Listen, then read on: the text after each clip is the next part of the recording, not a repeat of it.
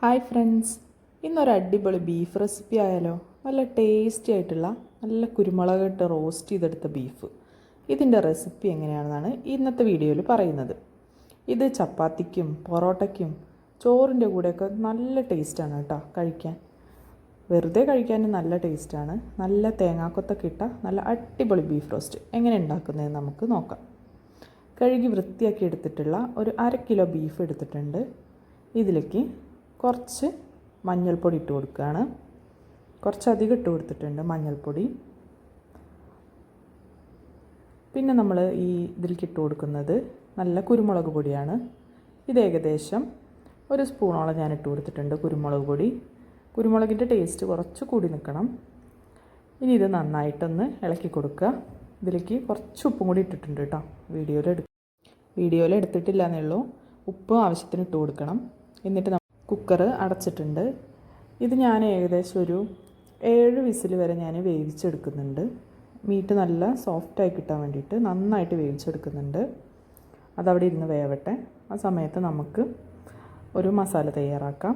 ഇതിന് വേണ്ടിയിട്ട് നല്ല വെളിച്ചെണ്ണ ഒഴിച്ചിട്ട് അതിലേക്കൊരു ചെറിയ സ്പൂണോളം പെരിഞ്ജീരകം ഇട്ട് കൊടുത്തിട്ടുണ്ട്. ഈ പെരിഞ്ജീരകം ഒന്ന് എണ്ണയിൽ കിടന്ന് പൊട്ടി വരട്ടെ. 2 കഷ്ണം കറുവപ്പട്ട ഇട്ട് കൊടുത്തിട്ടുണ്ട്. ഇതിലേക്കിനി വേറെ ഗരം മസാല അങ്ങനത്തെ ഒന്നും ചേർത്ത് കൊടുക്കുന്നില്ല. ഇനി നീളത്തിൽ അരിഞ്ഞിരിക്കുന്ന ഒരു പിടി തേങ്ങാക്കൊത്ത് ഇട്ട് കൊടുത്തിട്ടുണ്ട്. ഈ തേങ്ങാക്കൊത്ത് ഇതിൽ കിടന്നിട്ട് നന്നായി വഴണ്ടി വരണം. അതിൻ്റെ കളറൊക്കെ ഒന്ന് മാറി നല്ല റെഡ് കളറായിട്ട് വരണം. ഇതിൽ നമ്മൾ വേറെ ഇനി ഗരം മസാലപ്പൊടിയോ അങ്ങനെ ഒന്നും ചേർത്ത് കൊടുക്കുന്നില്ല കേട്ടോ. ഈ പെരിഞ്ജീരകവും പട്ടയും മാത്രമേ ചേർത്തിട്ടുള്ളൂ. ഇനി തേങ്ങ നന്നായി കിടന്നൊന്ന് മൂത്ത് വരണം. പിന്നെ ഇതിലേക്ക് ചേർത്ത് കൊടുക്കുന്നത് ഏകദേശം 1 സവാളയോളം ഉണ്ട്.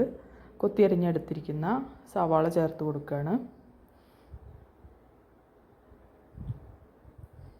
സവാള ഒരുപാട് ബ്രൗൺ കളർ ആവണ്ട, ചെറുതായിട്ടൊന്ന് വഴറ്റിയെടുത്താൽ മതി. അവസാനം നമ്മൾ ബീഫ് റോസ്റ്റ് ചെയ്തെടുക്കുമ്പോൾ സവാളയൊക്കെ നന്നായിട്ട് വഴണ്ടി വന്നോളും. അപ്പോൾ ചെറുതായിട്ട് ഈ വെളിച്ചെണ്ണയിൽ കിടന്നിട്ട് സവാള ഒന്ന് മൂക്കട്ടെ. ഇനി ഇതിലേക്ക് നമ്മൾ 1 സ്പൂണ് മുളക് പൊടി, 1 സ്പൂണ് മല്ലിപ്പൊടി ഇതെല്ലാം ചേർത്ത് കൊടുക്കുകയാണ്. വളരെ കുറച്ച് മസാല ആവശ്യമുള്ളൂ കേട്ടോ. നല്ല ടേസ്റ്റി ആയിട്ടുള്ള ബീഫാണ്.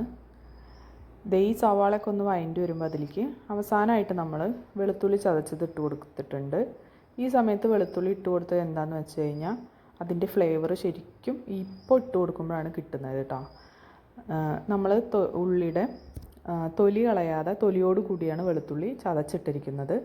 ഇതുപോലെ ഈ മസാല ഒന്ന് നന്നായിട്ടൊന്ന് വഴറ്റിയെടുത്തതിന് ശേഷം വേവിച്ച് വെച്ചിരിക്കുന്ന ബീഫ് ഇതിലോട്ട് ചേർത്ത് കൊടുക്കുകയാണ്. ബീഫിൽ ഓൾറെഡി നമ്മൾ ഉപ്പിട്ടിട്ടുണ്ട്. അത് കാരണം ആവശ്യത്തിന് ഉപ്പ് നോക്കിയതിന് ശേഷം മാത്രം ഇനി ഇട്ട് കൊടുത്താൽ മതി. എനിക്കിപ്പോൾ ഉപ്പൊക്കെ കറക്റ്റാണ്. ഇനി ഈ വെള്ളമൊക്കെ ഒന്ന് വറ്റി നല്ല ഡ്രൈ ഫ്രൈ ആയിട്ട് വരട്ടെ. അപ്പോൾ ഇത് ഞാൻ തുറന്ന് വെച്ചിട്ടാണ് ഇനി വേവിക്കാൻ പോകുന്നത്. ഈ വെള്ളം ഒന്ന് വറ്റി വരണം. ആ തേങ്ങാക്കൊത്തിലേക്കൊക്കെ നന്നായിട്ട് ബീഫിൻ്റെ ഫ്ലേവർ പിടിക്കണം. ഇത് നന്നായിട്ട് വെള്ളമൊക്കെ വറ്റി വന്നിട്ടുണ്ട്. ഈ സമയത്ത് ഇപ്പോൾ സവാളയൊക്കെ കണ്ടോ നന്നായിട്ട് അതിൻ്റെ കൂടെ വഴണ്ടി കിട്ടിയിട്ടുണ്ട്. ഇനി നന്നായി ഒന്ന് ഇളക്കി ഒരു മീഡിയം ഫ്ലെയിമിലിട്ടിട്ട് നന്നായി ഇളക്കി ഇതുപോലെ മിക്സ് ചെയ്തെടുക്കുക. ഇതിലേക്ക് 2 പച്ചമുളക് അരിഞ്ഞത് കൂടി ഇട്ട് കൊടുക്കുന്നുണ്ട്. ഇപ്പം നല്ല ഡ്രൈ റോസ്റ്റ് പരുവത്തിലായിട്ടുണ്ട്. എരിവ് കുറവാണെങ്കിൽ ഇച്ചിരി കൂടി കുരുമുളക് ഇപ്പോൾ ചേർത്ത് കൊടുക്കാവുന്നതാണ് കേട്ടോ. എനിക്കിപ്പോൾ അത് പാകമാണ്. ഇനി ഇതിലേക്ക് കുറച്ച് മല്ലിച്ചപ്പും കൂടി ചേർത്ത് കൊടുത്തിട്ട് ഒന്നും കൂടി ഡ്രൈ ഫ്രൈ ആക്കി എടുക്കുകയാണ്. ഇതപ്പോൾ നമ്മുടെ നല്ല ടേസ്റ്റി ആയിട്ടുള്ള ബീഫ് റോസ്റ്റ് റെഡിയായി. കാണുമ്പോൾ തന്നെ അറിയാലോ നല്ല ടേസ്റ്റിയാണ്. ട്രൈ